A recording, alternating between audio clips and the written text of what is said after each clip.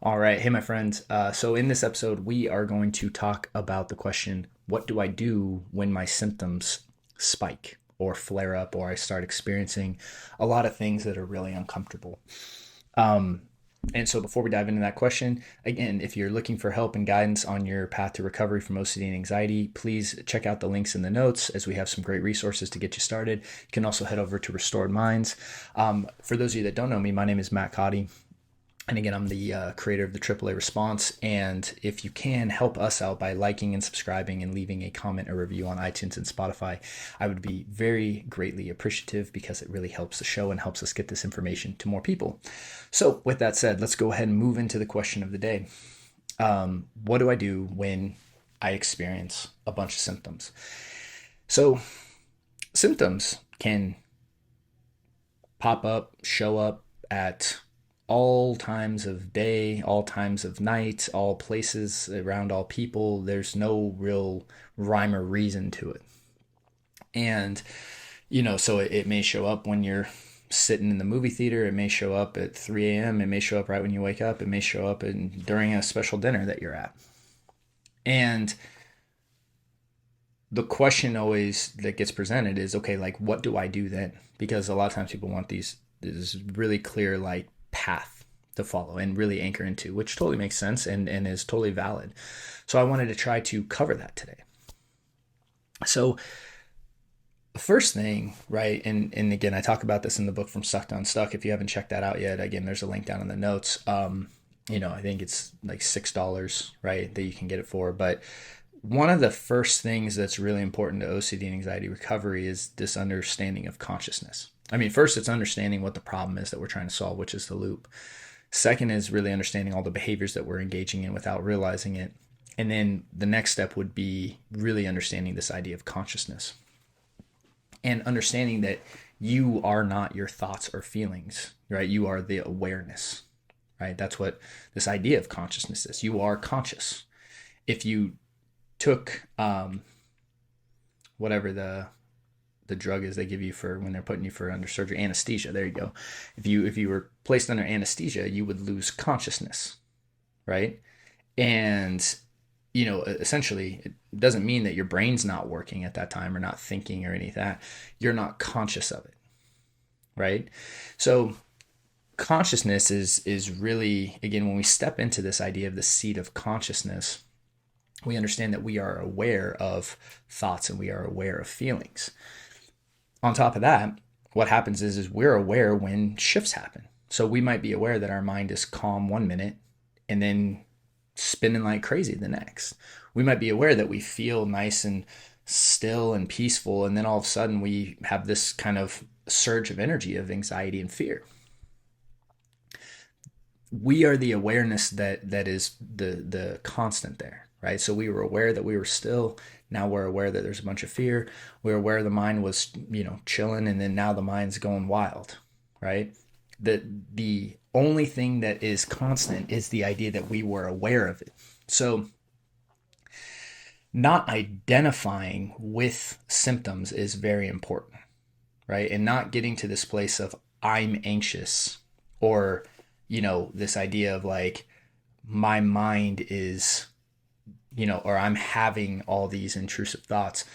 Don't take ownership of the symptoms as much because it's more that you're noticing what's going on as opposed to claiming it as your own.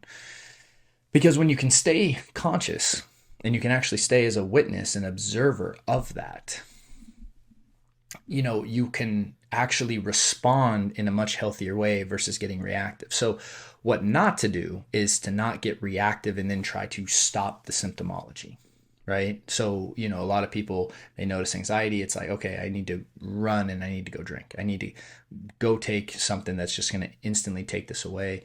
I need to get away from the people. I need to go isolate. I need to go be alone. I need to go and meditate, right? It's like when you're running away from the symptoms to go do something, even if that thing is quote unquote a healthy behavior or something that is aligned with your value system, realize that you're using it to get rid of your symptoms. And what you're doing is you're rejecting how you feel in that moment.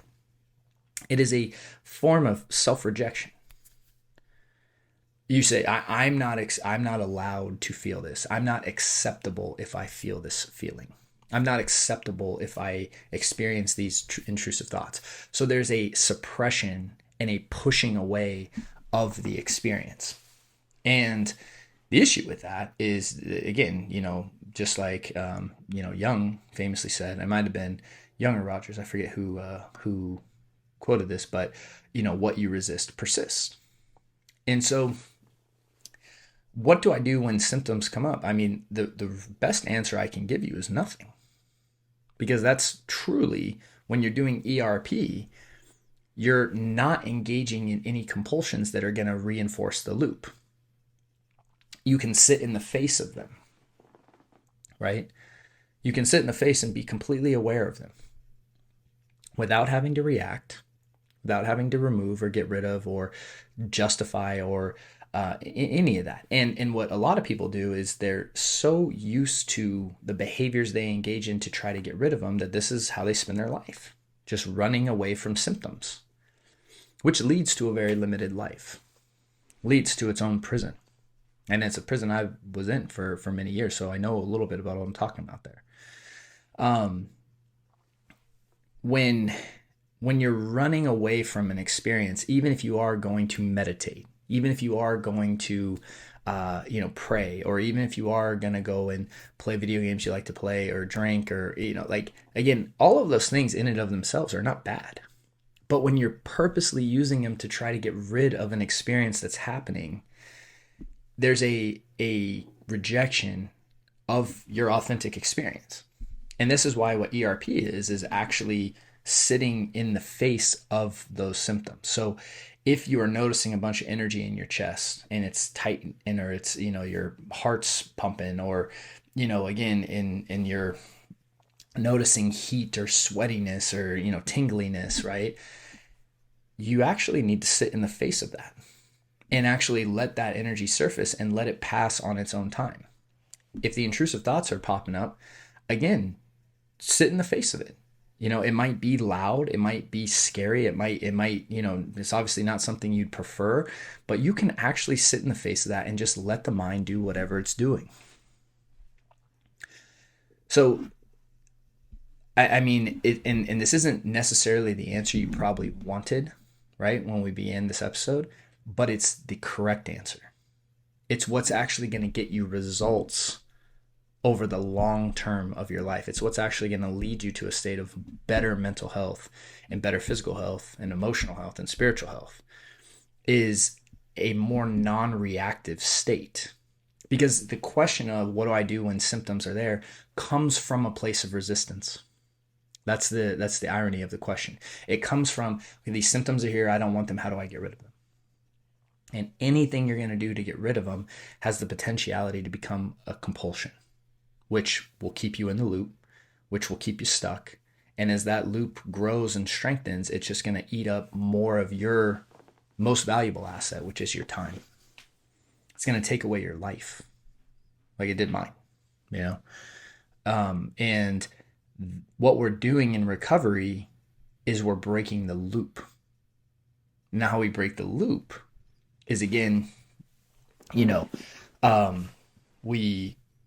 don't engage in the behaviors, and we learn different ways of responding to our thoughts and feelings.